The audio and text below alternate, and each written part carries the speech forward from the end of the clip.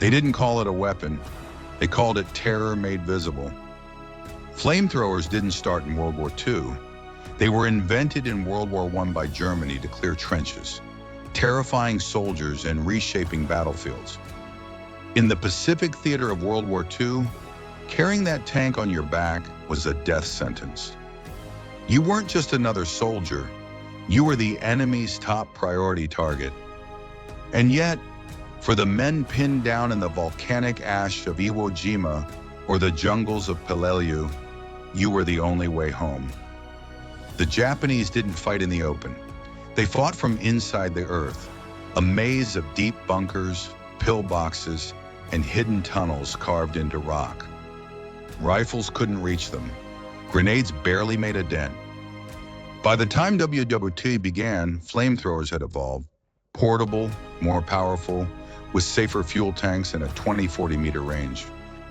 They were lighter and more accurate than their WWII ancestors, transforming infantry assaults.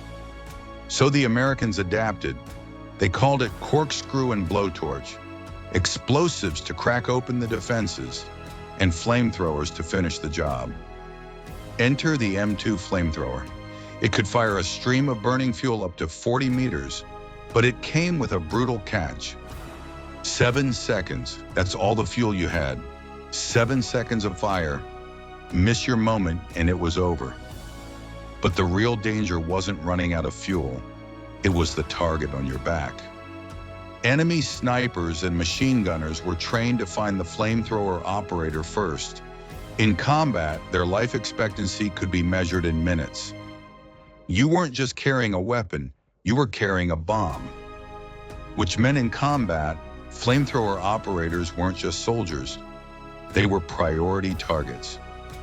There was no real life expectancy for a flamethrower operator in an assault. Only the time it took for the enemy to find him. In exposed attacks, survival wasn't measured in hours, sometimes not even in minutes. Enemy defenders were trained to do one thing first: find the man with the tanks, because stopping him meant stopping the assault. But if he reached the bunker, because that 7 seconds of fire could decide everything. Flame poured into the darkness where bullets couldn't go. That's why flamethrowers were never common weapons.